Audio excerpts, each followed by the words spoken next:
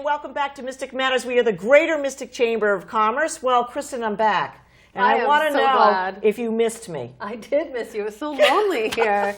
I loved my guests. Yes. I had a really good time. Yeah. But I was totally missed. Yeah, okay. I'm an amateur. I really am. Yeah. No, you're not an amateur. It's been just great. Kristen's been pinch hitting here for a long time. I hope that we continue it. You never know, but because you have some great surprises for us. I do. Yes, you do. I'm not going to tell you what they are. Yes, you are. You're going to share our move. Oh, okay. So, yes, the Greater Mystic Chamber of Commerce has moved their executive offices. Yes, we finally moved. I've been talking about it for months. Very excited. Nice old house on 62 Greenmanville Avenue. It's fantastic. Please come by and visit us. It'll be a welcome center and our offices, and we'll probably have a grand opening in April. Since we've changed our direction to tourism, Suzette, it's been a great journey, and to be right there on the main road. Right. So we want to do it right, so we're gonna, take our time and see how the flow works. And well, I think it's been great that we have identified not only tourism, but what the community wants too. And certainly we've embraced that as a Chamber of Commerce, and it's been said for a very long time that we feel that the Chamber needs a presence, and there's nothing more than a presence of being right on Route 27, right across from the Mystic Seaport. But we've also got some exciting news coming up for a whole week. A whole week coming up. Yeah, Mystic Restaurant Week, which is this week. So if you haven't already been, the 7th through the 13th. And we've got 21 restaurants participating. Everybody really wants to do this. Yeah. So it's a certain price for dinner, and they have certain menus.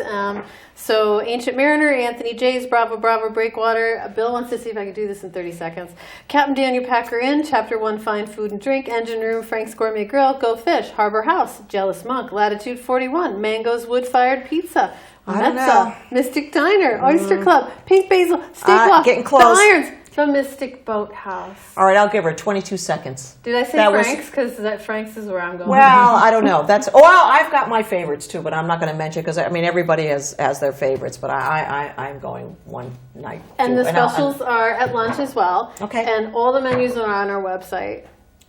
And you know what, Kristen, what a great summer we have also going into the fall and now into the holiday season. I think Mystic was really hopping this year. I don't know about everybody else, but Mystic was really hopping. And we thank everybody, the community that came out to support. And also, just a reminder, we have small business coming up, Small Business Day coming up on Thanksgiving also. And please support the small businesses. Mystic, but also all around. They are the engine and the economic engine for the state of Connecticut. So support your small business if you can. It's like our little family. The Mystic Chamber of Commerce is most made up of small businesses. Absolutely, it's been great. I love this job. Did I tell you that? Well. I don't know, we're on air, so of course you told me that you love this job. I don't know what you told me beforehand. I think you said you were tired, but anyways, we love having you, Kristen.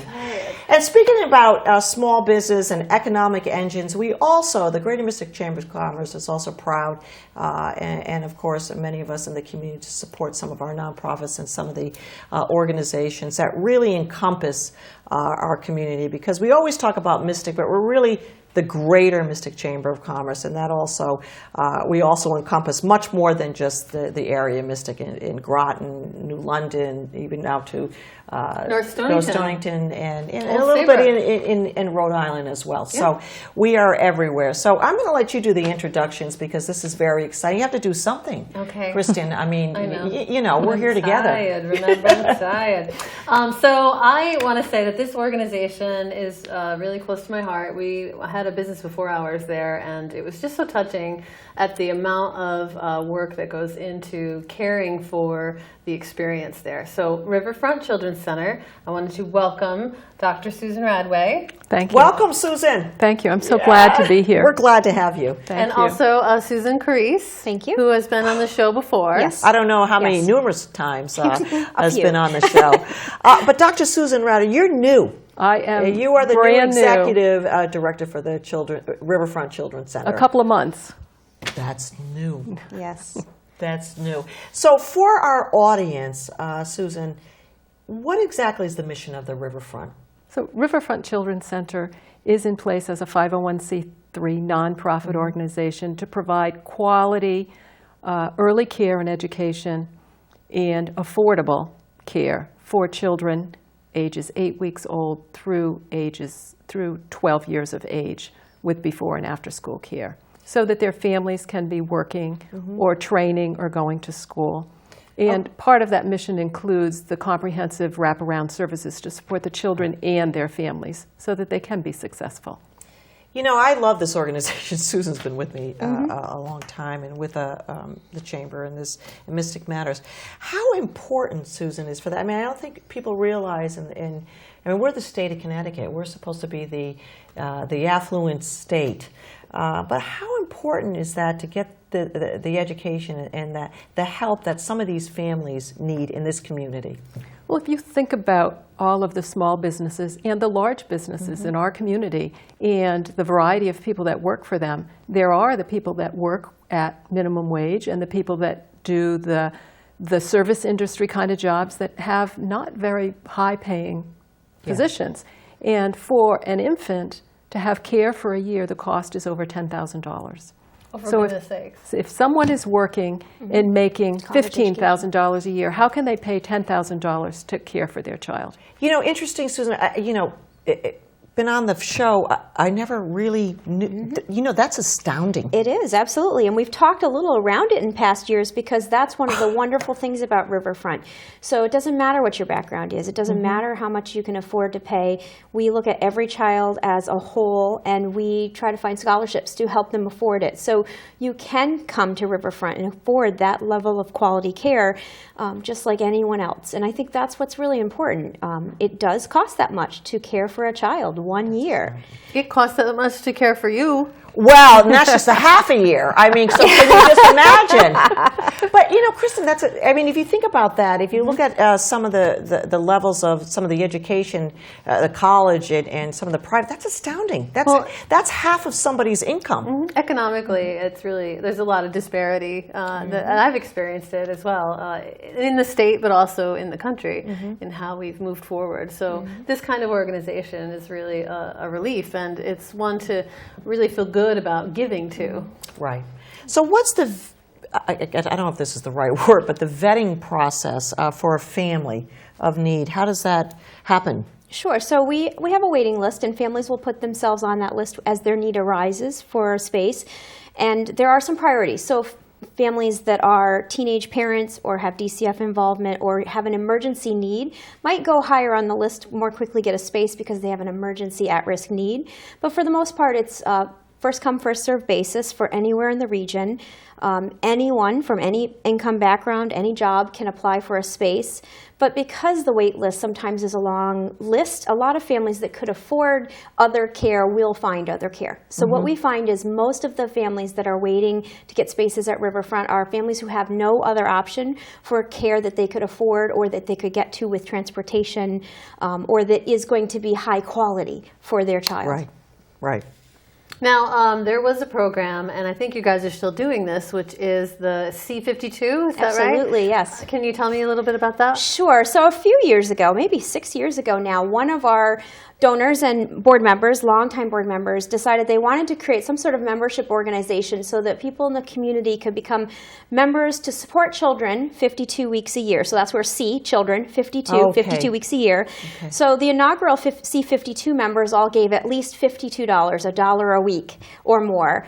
Now we have giving levels. It is. It's very affordable. It made it a great option for myself because they said they could take $1 a week out of my account automatically, and I wouldn't have to think about it. So all I had to do was commit to that. And That's fantastic. I actually didn't know that. And so we've got a lot more levels now. We have a lot more people that are coming and want to be unrestricted donors and care for children. Right. So there's children's champions and all different kinds of levels, but it truly is still the same. It's $1 a week or more that you're willing to commit to care for the children of southeastern Connecticut. So it's a wonderful, it's been a nice boost to our program, allowing us to add extra quality components that a parent's tuition might not be able to help pay for.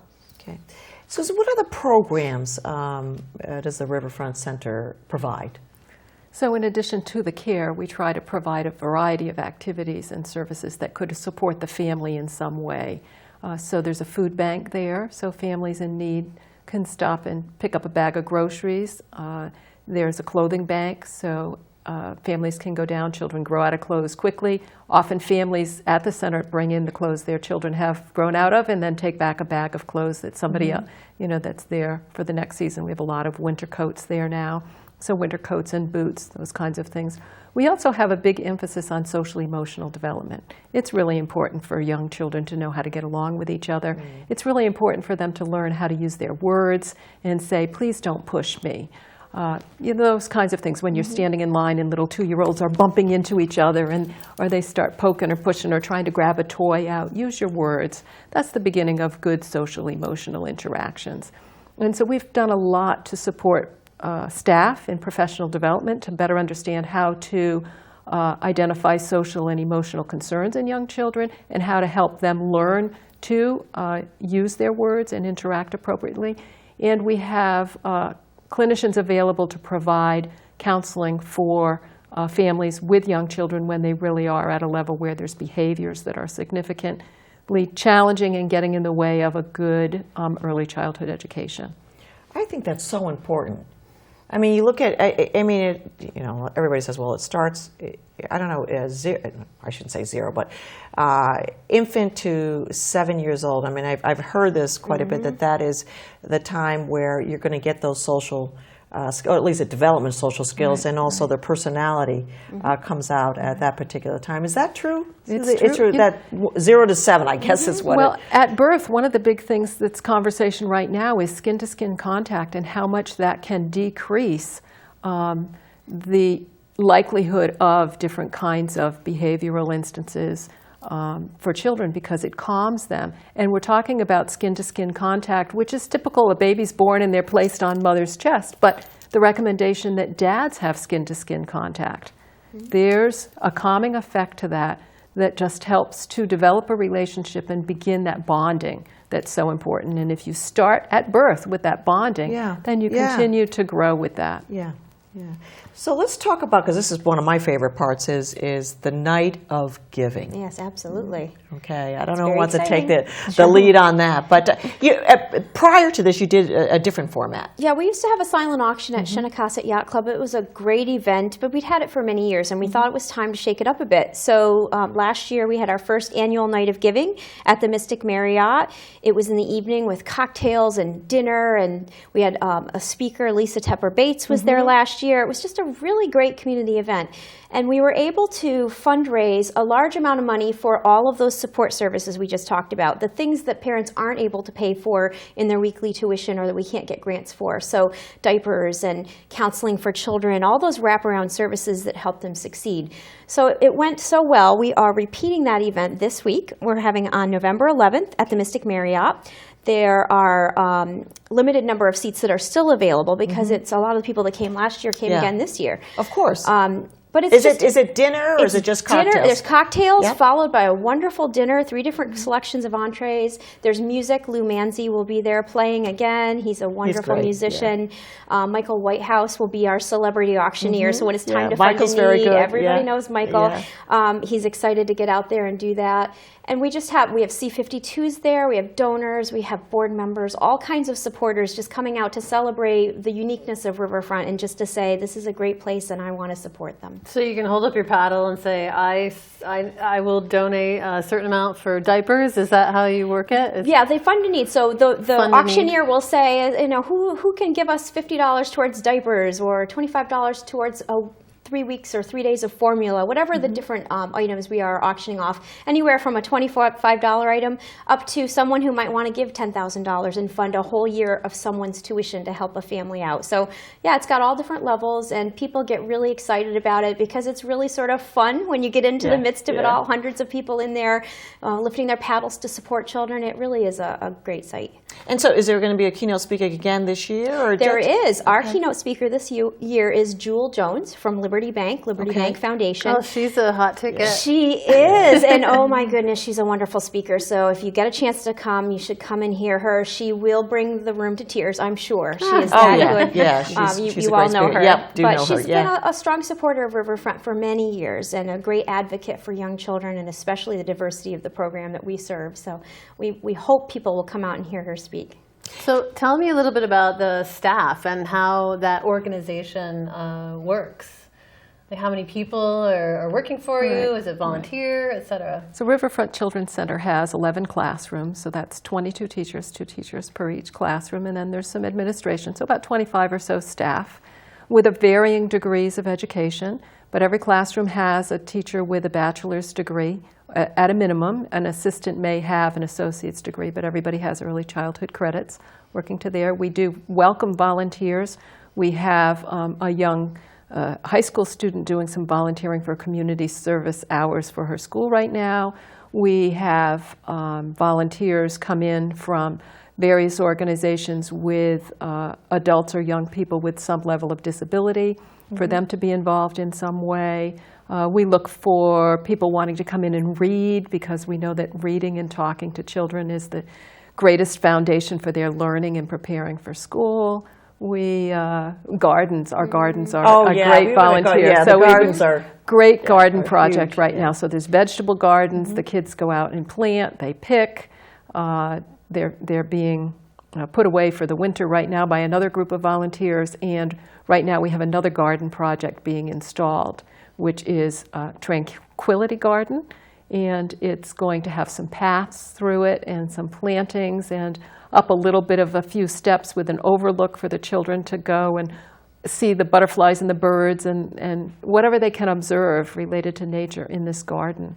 And Typically, how many students are in a class, Susan? depends on the age. Okay. So the younger children, there's 2 staff to 1 staff per 4 children. So each classroom has 8 children and 2 teachers. So that's infants and toddlers. And then the 3 and 4-year-olds have 10 students to a staff, but there's always 2 staff in a classroom.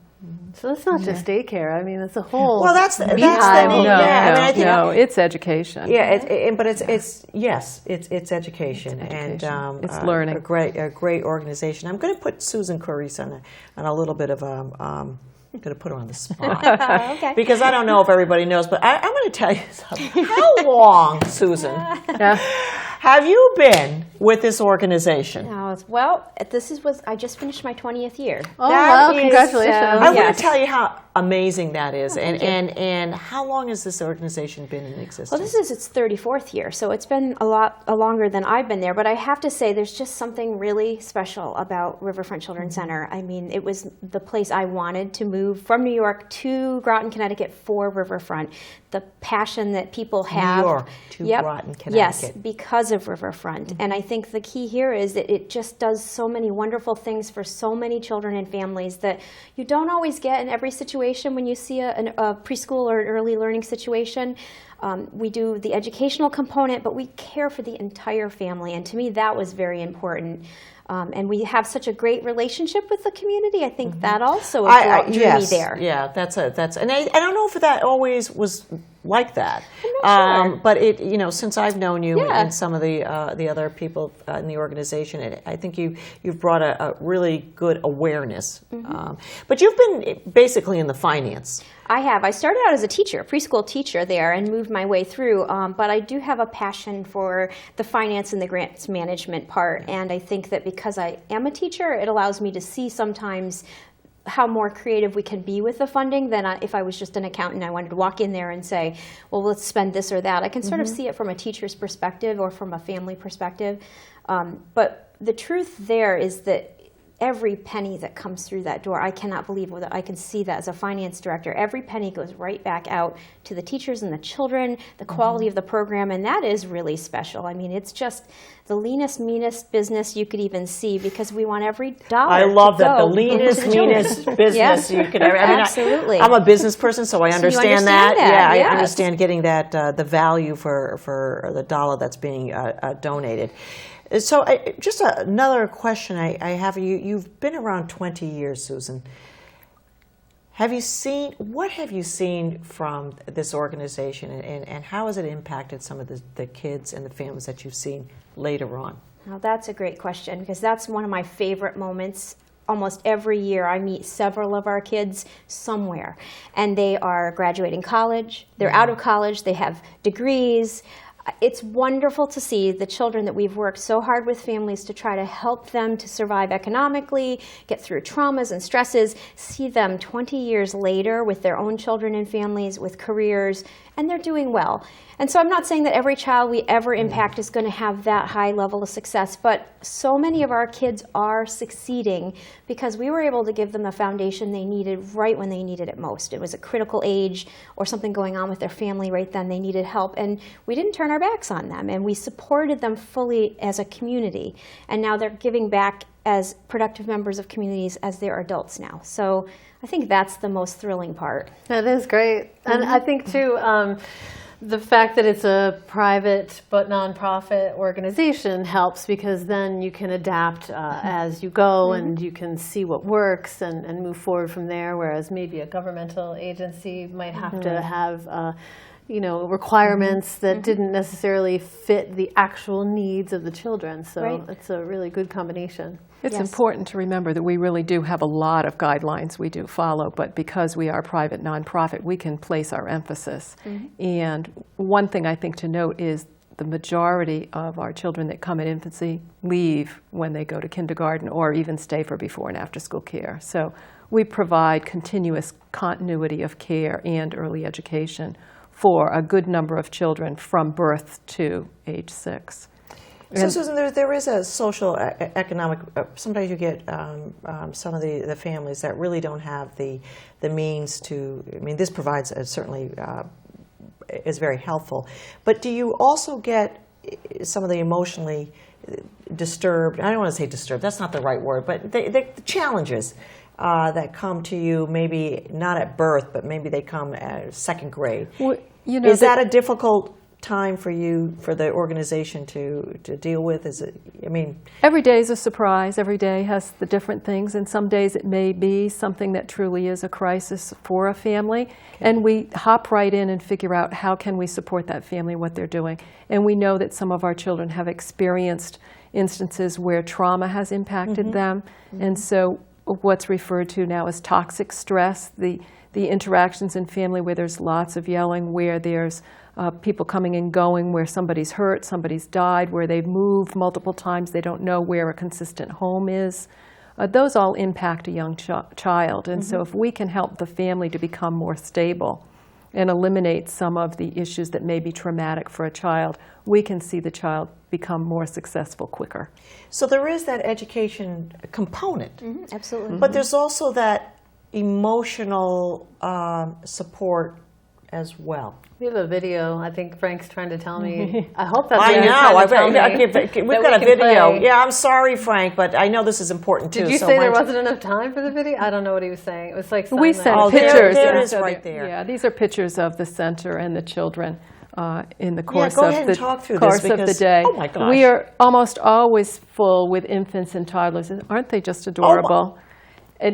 But we often have spaces for 3, 4, and 5-year-olds, as is right now. So certainly, if anybody's looking for care for their 3, 4, or 5-year-old, they should be giving us a call. Now, do you guys need to, will there be, is there property that you can expand onto? I know you're saying you're building a garden. Now, Susan's probably heard this before. Yeah, I've heard this before, but we this have, is a great we video. have a large property. It's very undeveloped, and so we constantly work on, do we find a new location? What do we do? So our board is working on that now, but truly, I think if we had a whole other location, another building, we probably would fill that just as quickly if we had the funding, because there's such a need in the community, and we have a good reputation for what we're doing. Absolutely. So even some of our children now, you're seeing some of our children are second-generation Riverfront children. Their parent has graduated, gotten married, and they've brought their child back to us to get the quality education that they received. So some of these pictures you're seeing are some second generation, and that tells you something. When you're willing to bring your child back where you went to school, you're saying that's a good place to be. So that's one of the wonderful things about Riverfront. Just give everybody the location of Riverfront. Sure, we're in Groton on Thames Street, 476 Thames Street, right across from that big green General Dynamics electric boat building. The property, you really wouldn't even know it's there you unless wouldn't you're know it was looking there. for it, because No. it is the back of the property. The front of the property for us is back behind the building, and Right. we've expanded to gardens and playgrounds. We put new playgrounds in. We've taken over quite a bit of the property.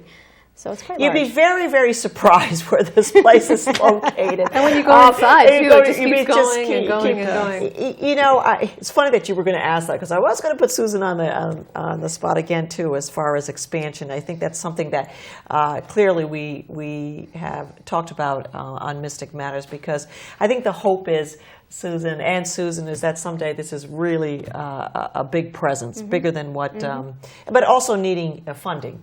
As well, you Absolutely. can't go bigger.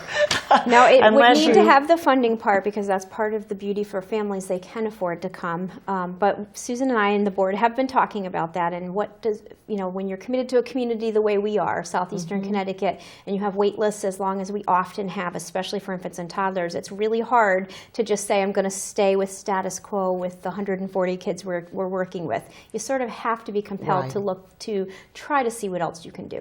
Well, as a finance director, you know that your business tells you your business in the future. And so I just want to reach out. We only have a few minutes. The Riverfront Children's Center is really, it's dear to my heart. It's a show that I look forward to doing every year. So get out there. It's a night of giving, November 11th. November 11th. At the Mystic Marriott. There's probably more information that you can get on the website. But also, a night of giving is not the only night of giving. There's many ways that you can be donating, and I'm sure that you reach out on their website and even give a call. That's Susan, and Susan will be more than happy to give you that information. But get out there, support the Riverfront Children's Center, and it make your heart warm your heart as well. Is So- Santa coming to the Riverfront Children's We have Center? a lot of volunteers and donors, and they will be very generous. So we're always looking for donations for that, so we can help families out. It's a perfect time of year for it if you're thinking about it. Give us a call. And Santa is coming? Well, Santa himself will not be coming, Okay. but we do a large gift-giving program, so we help all of our families make sure if they want Santa to come to their house, that they can get the gifts they need for their children. So I it's see. almost like a Polar Express kind of program. We're Yeah. helping families make sure they can get what their children need, so they don't have the empty stocking on Christmas morning and think Santa didn't care enough to come to their house. Susan, I see the passion, even after 20 years. Oh my gosh, it's always a pleasure doing the show with you, Thank you. Susan. Dr. Susan Radway. Thank you so much for being on the show, and Thank welcome you. to our community. Thank you. I'm glad to be here. this great organization that you're now executive director. So I hope to see you in the near future. Absolutely. Kristen, get some sleep. I'm going to go out. I'm going out to Restaurant Week right She's going now. out to Restaurant Week, and I'll see you down there. I'm not going to tell you which restaurant, because I may do a few restaurants. But anyways, we have Restaurant Week coming up this week, so support your local restaurants in Mystic, Connecticut. And we are the Greater Mystic Chamber of Commerce. Good evening.